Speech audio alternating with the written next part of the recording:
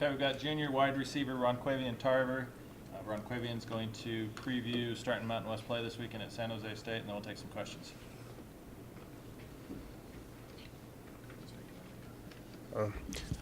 Well, we are very excited to go into pool play and leave the first 3 games behind us and just reach our goal of winning the Mountain West Championship.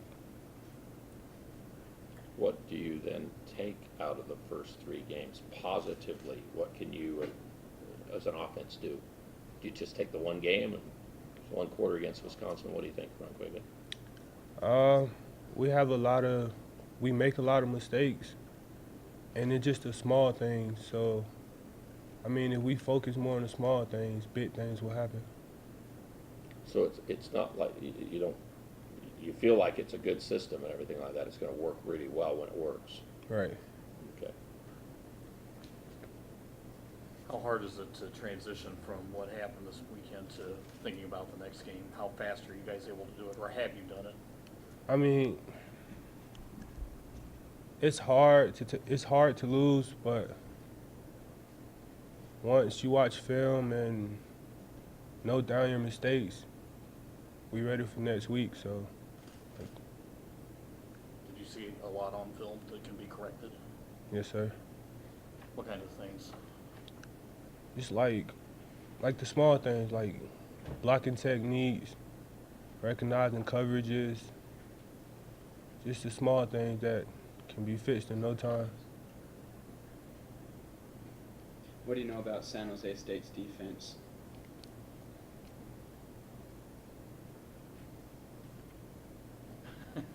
So like they're aggressive.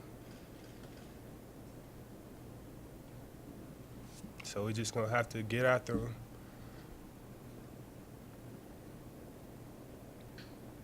Have you watched more film on your game or the San Jose State game? I mean, technically, after every game, we watch film of the game that just happened, and then once practice starts, that's when we get into the next team. So. Okay.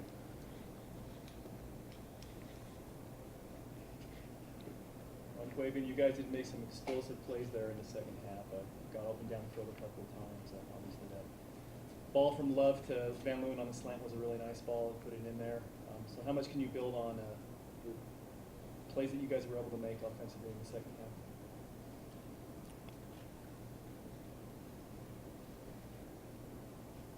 I mean, we have goals that we need to reach, and so if we don't reach those goals, we won't win a football game.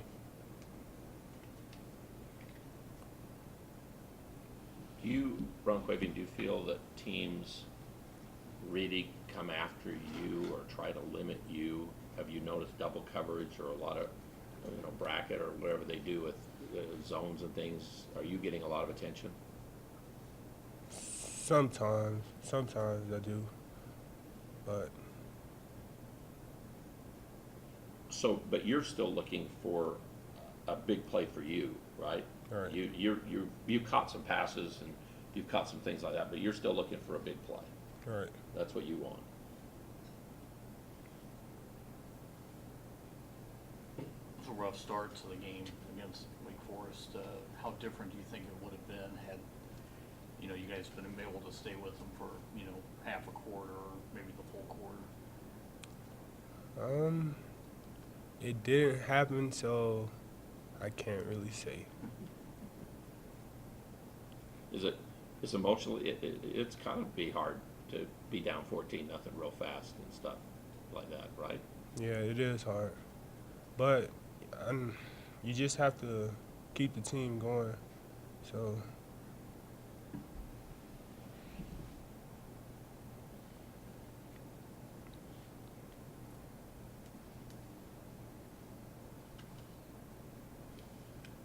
Anything else for Ronquavian? Okay. Thank you. Thanks, man. All right, no problem. Okay, we have junior safety Gage Ferguson. Gage is going to give us a comment about opening Mountain West play this week at San Jose State, and then we'll take questions. Like you said, we're opening conference play here with San Jose State on the road this week, and I'm excited. I think our team's excited. We're excited to put the preseason in the past. I think we did that this morning, and we're ready to move on and start the conference play and go get a win under our belt. Because as far as we're concerned, I think that that's all that matters to us right now. Gage, I mean, you have to take little victories in games like last Saturday's, and one thing you guys did do really well is they had 5 red zone possessions. You held them to field goals 3 times. That's a really good percentage there. So how much can you build on that? Like you said, you got to take the small victories and you got to find good in the bad. And they say it's never as bad as you think. It's never as good as you think. And looking at the game film and stuff last night and this morning, we can definitely take a few good things from it, and we can learn from the bad things. The red zone stops were good, but not good enough. So we'll keep working at that. Do you guys blame a lot of technical things on the way like the 2 games got out of hand against Wisconsin and against Wake Forest in the preseason? Personally, I don't blame anything on any team being technical. I think that, if anything, I blame it on emotion and attitude. I think that we need to have better composure and poise in situations. You know, we get down 14-0, we blow 2 coverages, we give a pick, 6, whatever it is, doesn't matter the situation. Those are all technical things that you could blame, but that's part of football. And I think that to be a good football player, you got to react the right way and just understand and enjoy those situations and make the best of them. And that's when you have good teams and good victories and stuff. So. When you said emotion, did you mean lack of emotion? Not lack of, but maybe lack of the correct emotion, I think.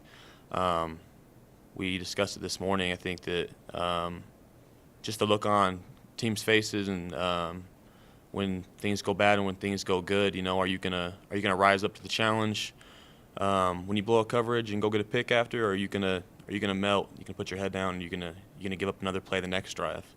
So the correct emotion, I think, is what we lacked. You think guys tend to look to certain people? Absolutely. I think that's why you have captains. I think that's why you have natural-born leaders. Not everyone's a leader. Not everyone's a captain. Some people aren't captains and they're leaders, but people do look for people in times of stress and when they need help. And so it's important to have guys that can lead and can step up. I'm probably going to slaughter this dude's name. I had the San Jose Utah game in the background Saturday. I didn't watch a whole lot of it, but I saw that Bailey, their wide receiver, their biggest weapon, Bailey Gaither, made some really nice plays against that Utah defense. I don't know how much you've seen of him so far, but from what you know, what makes him such a dangerous weapon? I haven't started the breakdown yet for San Jose. That'll happen after this, actually. So I can't answer that question for you, sorry.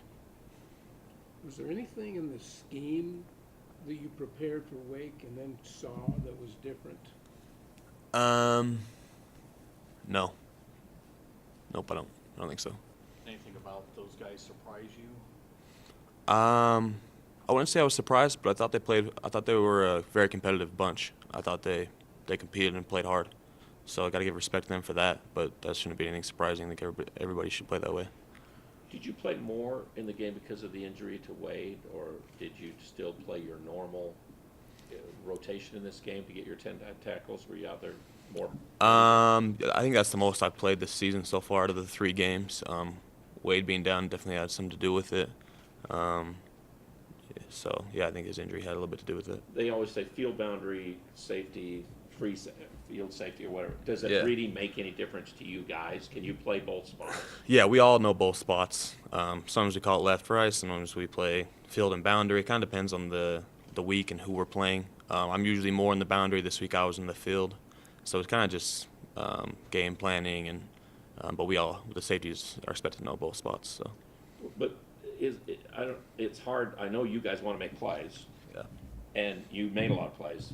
But does it kind of show that we've got to be better in the front 7 to make 10, for the safety to make 10 tackles, or is a lot of it? Are you helping on a lot of run support and stuff? This week it was designed for the safeties to play the run first. We were playing a lot of man, so the free safety was supposed to be in the run game first, and to help out in there.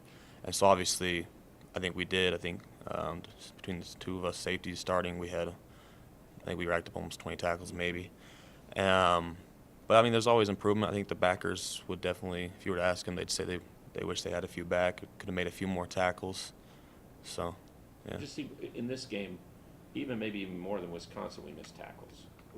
Would that be, was that something that was talked about today with the defense? Yeah, missed tackles for sure. We definitely had a few missed tackles that led to some explosive plays, and just a little bit of maybe a lack of hustle to the ball, numbers to the ball. You know, people are going to miss tackles, but if you're swarming to the ball, there's going to be a second man there to make it. So. Was that something that had been a problem before, getting rid of the other two games? Or? I don't think so. No, I don't. Is it, you know, we talk about this mentality of, you know, that, okay, we've got to put it behind us, and we go into conference play, and there's that incentive of Yeah. conference play. But is it hard emotionally for everybody until you go out and have some real good success in the next game to kind of get that out, or can you just flush it away these games, do you think, Gage? I think it starts with today at Monday's practice. You know, we came in this morning early for film. It's not fun, you know. Coaches don't mean to make it a session of blaming anyone. I don't think they do any of that. They do a real good job of taking the blame and telling everybody what they need to what they need to do better on, what we need to work on. But that's not fun. And I think, as far as I feel, and I think the guys on the team, I'm ready to go out to practice today. I'm ready to go get, you know, the last downs of football I played out of me, get some new ones in me, have a good practice, fly around, get a sweat going, and start preparing for the next game. So I think that's the best way to get over the last one, is just to go out to practice today with, you know, a clear head. Remember the things that you want to work on from last week and get better at. I got some things I wrote down, and just to get after it again. You know, you could take the stat sheet of the San Jose Utah game, and you could almost put the same stat sheet for Wake Forest, Utah State, and they led 16-0 South Florida in the first game as a rated team. You led 10-0. There seems to be a lot of similarities in these teams in a lot of ways. I mean, I know you haven't studied them yet. Yeah. But you've both been through kind of the same kind of thing right until now, too, for this game. Yeah. So, I mean, you can kind of understand you probably both teams kind of feel it the same way. Yeah, absolutely. I mean, imagine San Jose is sitting down somewhere today and they're saying, you know, we're starting conference play. Utah State's had, they've got one win against, you know, a smaller division or a smaller opponent you might say, and, you know, they might be beat up or they're coming off a loss, blah, blah, blah. They're coming into our house. So everyone's saying the same thing. They want to get a win. Everyone's starting the division play this week. So it's going to come down to who's hungry and who wants it more, I guess, and who's going to prepare for it this week. All that you just said about, I want to get to practice today and get this thing turned around. Do you have enough guys on defense that have that attitude, do you think? Yeah, I think we have plenty. I'm not worried about it. I think we're going to have one of the best weeks of practice we've had this year. I think we are going to. We're going to have the best week of practice we've had all year. We're going to prepare hard, and we're going to be ready to play this weekend when we play San Jose. Gage, you talked about taking the good with the bad. I guess the bad defensively was the explosive plays. They had far too many. So just how motivated are you guys to clean that up this week and give up much fewer against San Jose State? Extremely motivated. As a safety, you know, you get to see the whole defense. You get to see the whole formation of the offense. A lot of that's on our shoulders. The big plays and stuff, getting lined up, communication. So I'm extremely motivated. I know the rest of the back end and the DB group is, as well as probably the whole unit of the defense. We're extremely motivated to get those things cleaned up and get them fixed, because we work too hard not to be a great defense. We work too hard not to be in the spotlight doing good things and being recognized for those things. But when we don't communicate, when we can't line up right, when we don't execute, then we look like a sorry defense. And that's embarrassing to us, because that's not who we are, and we work too hard to be better than that. I think maybe I asked you this before, but you're now a Utah State football player. You played at Mountain Crest here in the Valley. I don't know if you anticipated ever having a chance. You were, like, I remember running back at Mountain Crest, and then now you're a safety for the Aggies. What has this been like for your career? And you probably always wanted to play football. Did you anticipate you'd be playing as much as you are now and everything? You know, going through high school and stuff, football was just always like my out. It was just, I loved it. I mean, I loved it since I was a child. I think back to my first experience with football, I loved it. And it wasn't until after my sophomore almost really after my junior year till someone asked me if I was planning on playing after, and I never even had thought about it. And I kind of just decided, like, yeah, that'd be cool right then and there. And from then on, going into my senior year, I started to kind of pursue playing at the next level. And never did I ever really plan on playing at Utah State. I didn't really have a destination. I just wanted to play and keep playing. So it's been cool that the roads wound me back up here in my hometown, playing for, the valley and the community that helped raise me and turn me into the person I am, and I love it. And that's why I think I'm so passionate about coming out here and playing well and getting wins for the people here and the community that for Utah State. Was it Snow College then that kept you going? That pursued you enough to get you Yeah, to stay in football? I had a couple offers. I was lucky and fortunate enough to wind up a couple offers from Idaho State and Weber and a few places like that. But in my heart, I felt passionately about playing Division I. I wanted to play bigger, and I felt like I had the ability to. So I took the opportunity to go down to Snow College, hoping to pursue that and find that. And after a semester of snow, I kind of had the same opportunities come my way, the same size schools and stuff. I took a trip to Eastern Michigan and whatnot. And I just didn't feel passionate about any of those things. And for some reason in my heart, I didn't feel like it was right to stay another year at Snow. So I decided to come up here and walk on and live with my family. To walk on and then got the scholarship. Correct. So Yep. What's that feeling like? It was awesome. I got put on this January, and I still remember the feeling, man. It was just like a whole body high for weeks or a month. I walked on. I was here for 2 years before I got a scholarship, and I was deemed ineligible when I first got here. I was hoping to be able to play right away and make some special teams and make an impact and kind of get my name out there. When I got deemed ineligible, that really put a block in the road for me, and it was hard. Not being able to really play and be a walk-on, and it's hard to earn a scholarship that way when you can't even get on the field. So that really was slow for me. So getting a scholarship was awesome, and it was something I really had to be patient for.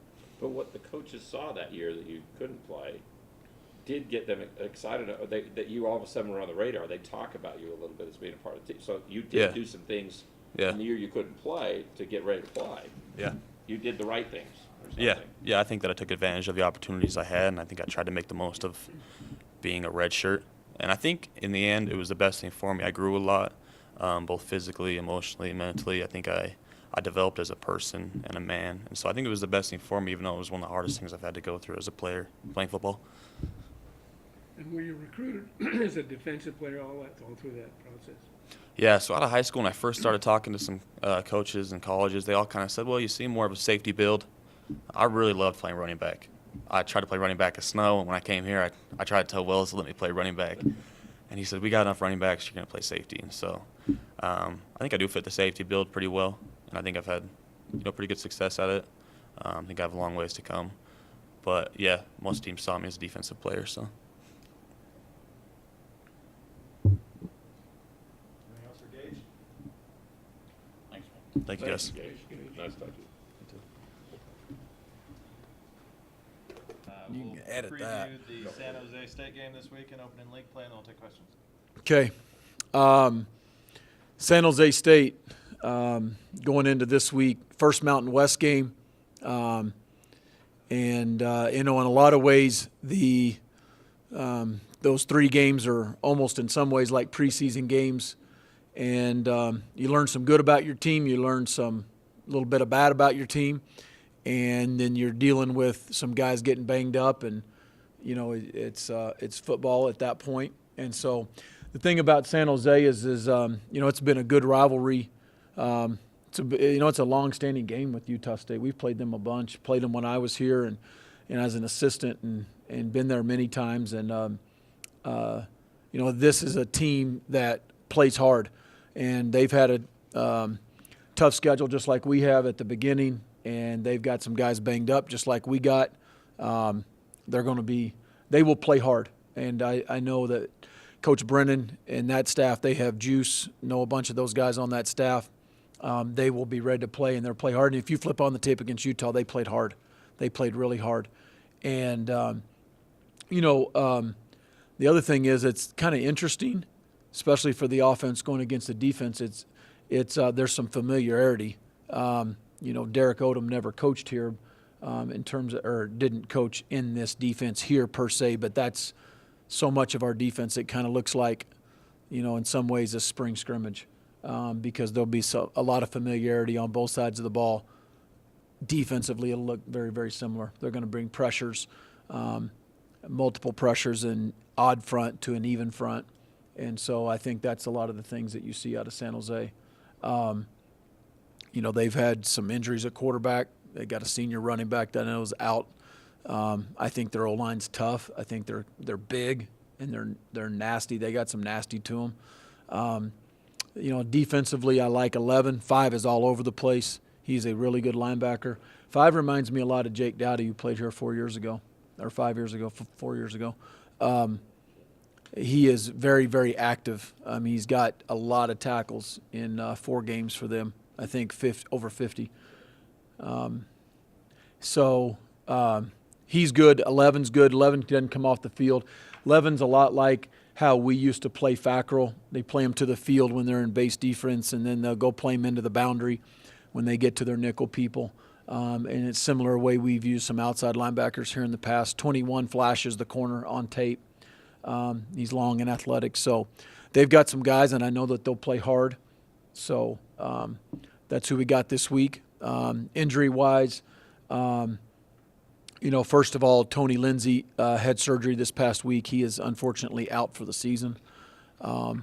Shoulder surgery, and that's a tough thing for a young man, and a young man that's worked really hard in the offseason to put himself in a good position to have a good senior year. And I hate that for Tony. And so that's the one that, and then that's it. Everybody else is day to day, and we got some guys banged up. Some guys returned to the game last week. Some guys didn't because of the way the game was playing out in the fourth quarter. So that being said, everybody else is day to day, and I'm not going to really talk about them. So that's just like what we always do. But that one right there, Tony was out for the year, unfortunately. So with that, I'll go ahead and open it up for some questions. I said this to I think it was Ron Quavian and Gage, I can't remember which one. You take the stats of the Utah and San Jose game and put your stats in against Wake Forest, about identical. They led South Florida early in their game. You led with isn't there a lot of similarities of what you guys have been through so far up until now for this game, both teams? I think there are some similarities with us and San Jose in terms of, I don't really look at it in the stats, Al, exactly like that, but there are some good correlations and good similarities that you're mentioning in terms of the schedule and how the season's played out, and really even into some guys that are getting banged up and those kind of things. So, they've played, they played very well early in that South Florida game, very well, and we all saw that on TV. And, they played with pace on offense. They had a rhythm going. They made some good plays. And kind of like us against Wisconsin, they couldn't stop the landslide happening in the second half. This conference, of course, it's a little unusual because you don't play everybody every year. Right. So it's kind of a different deal to kind of turn around. Usually you can say, okay, I remember going to him against him last year. I remember going, and it's been now 2 years. So it's almost a turnover in a lot of ways, isn't it, of how you get prepared for San Jose? And it's a new coach and everything else too. Yeah. There's a little bit in the Mountain West. You can see guys in the Mountain Division each year. You can kind of see them grow up and develop and get better. But then you think about the other side of the league in the West. We 5 guys or 6 guys, played in the San Jose game at, this last game of the year in 2014. It was really cold here. That was Kent. Kent was a true freshman. Lawan, Braylon, Ian, Jalen. Jalen made some plays. I remember a really good kickoff return Jalen made in that game. Those guys, but none of them have been to San Jose because that was in 2013. And, all those guys are 4-year seniors. And so it's going to be the same thing on San Jose as they're coming here. Maybe a few guys that have played against us, but not very many. So you do have that when you take a 2-year break. It's a little different than playing your Mountain Division. I have the Utah-San Jose State game in the background on Saturday. I didn't really see a lot of it, but I did see Bailey Gaither, their wide receiver, make a couple deep catches down the field. He's had a touchdown in 3 of the 4 games, played really well for them. From what you've seen of him, what makes him such a dangerous weapon? He's got good hands. I think he's got good wiggle. I mean, he's got some good lateral movement. He finds creases, and I think the quarterbacks like him. I think they look for him.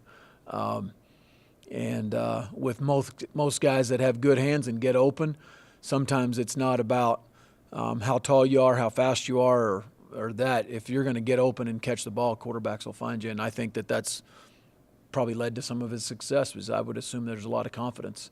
And he flashes on tape. Defensively, your line and your linebackers, are you anticipating any change in the rotation? And if so, who can we see get some more playing time? I'm anticipating our D-line and our linebackers to play way better than they did last week. You saw a lot of guys play linebacker and D-line. You're going to see the same guys play this week. That's who we have. I believe in them. They did not play very well. They didn't fit very well. We didn't communicate very well. We didn't run to the football very well. But I don't have 7 free agents that came in this morning. Not trying to be funny, but we rotate those guys. We rotate outsides, insides, D-line, and if we had 7 that could play every snap, then we would stick with 7 that could play every snap. So they're going to play better. They're going to run to the football better, and we're going to practice better. Speaking of the game, I felt like watching it. I saw Wake Forest do better penetration against us into the backfield faster than anybody we played up until now. Was it not a very good game from the offensive line either of this game? Poor game from the O-line, from the D-line, linebackers, front 7 on both sides of the ball. If you can't run the ball and you can't stop the run, you're going to have trouble beating Wyatt Wells' 8U flag football team.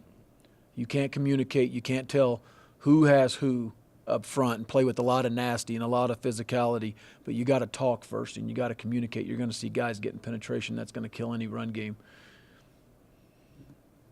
I mean, their offensive line, you guys have been able to get pressure on the quarterback the first 2 games of the season, and you really did struggle against that against Wake. Yeah. Wake did a nice job of pass protecting. We didn't do a very good job. We brought pressure and didn't land it. We got to rush the passer better. Jason, it's not a secret. You know, I don't have a magical answer for you, but we got to be able to put pressure on the quarterback. It was like Skelly to Wolford. And credit to him, he played catch. They caught balls. He threw balls accurately. He gained confidence as the game went on. We didn't move him off his launch point. He sat in the same spot all night.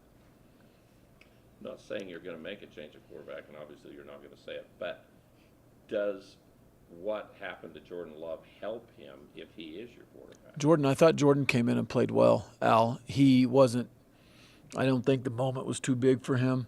You know, there were a couple things he missed, but he's got confidence throwing the football. He put, I mean, both the long passes, I mean, they were spot on now. I mean, he stepped up in the pocket and did a nice job. He threw with confidence. He played with confidence. He took the field with confidence, and I thought he played well in the second half. When you say your guys didn't run to the ball very well, I'm sure you want to figure out, you probably have figured out why. I mean, what was your thinking as you watched that? Why do you think that was the case? Well, I've got my reasons, Craig. The only reasons matter are the ones that are running to the football, and they're going to have a different reason to run to the football this week. So when I say run into the football, I'm not talking about all 11. I'm talking about what I'm used to Utah State doing. And we didn't play that way. And when the score dictates what it does, and really we never flipped the script. We didn't change it. We didn't stop momentum. And then I think a natural human tendency comes in, and you don't have confidence, and you're not as motivated to run to the football, whatever reason that is. But that has to start internally. We got to play better early. And we had a poor start. It's not anything y'all didn't already know. I said it after the game. It doesn't change on Monday. We didn't stop it. We didn't stop it either schematically or emotionally. We didn't stop it. I charted the game and I gotta bring it up. In your system with the pace you wanna run, first down's always been a big deal you've talked about. We've gotta get first downs. Yeah. The first down, you had 1 yard or less in 10 of your 15 possessions on the first play of your series. Didn't run the football That's- very well. Yeah, but that's where your whole thing gets really busted apart. I think there we offensively, had doesn't 7 3-and-outs, and it was. You can look at it as first down production. You can say it's not explosives. It's not running the football well enough on first down. Yeah, it's all three of those. I mean, because an explosive gets you a first down, and then here we go. And that is a key to this offense.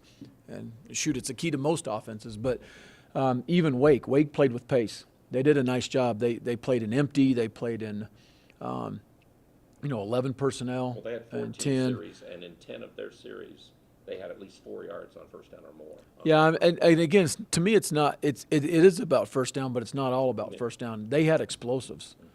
They played with pace. They got in a rhythm. We didn't have explosives. We didn't run the ball very well on first down, and you're not getting a first down. I mean, I think half of our drives were 3-and-outs, and so part of the defense's problem is the offense wasn't staying on the field. Part of the offense's problem is they weren't doing those three things we just talked about.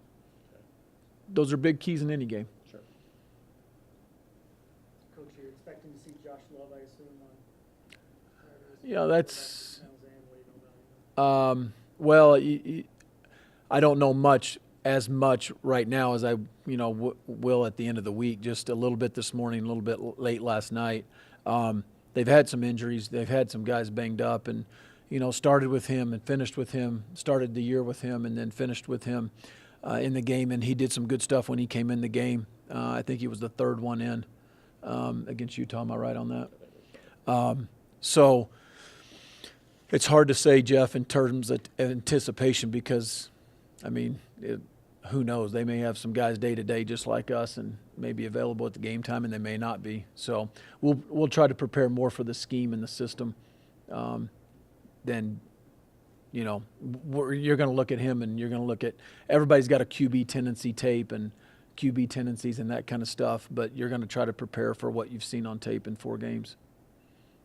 And the interesting thing, Love against Love as quarterback in this game. we're going to end the press conference on that one right there. Love versus love. As said by Al Lewis. Sometimes guys don't put the transcript. I've noticed when I read this transcript of the press conference, y'all don't put the questions in, and it looks like I'm just bringing stuff up. So make sure, Wade, that we put in the transcript, the questions if we can. I didn't just come up with a statement. It's love versus love. That's not a direct quote. You feel me on that? You know what I'm saying? Oh, yeah. It's kind of repeating Mr. Lewis here. It'll just be the headline. You know what? I mean, it could be if you guys want to take something out of context in terms of this meeting that we're all in here. Glad it's on video. Are you mic'd up, by the way? Yes, you well, got a I've been mic? there, no, Can but they? They can hear me. Solid. More questions? Anything else? Nothing else? Okay. Appreciate y'all coming out. Thank you, guys. Thanks. Okay. All right. Have a good rest of the day.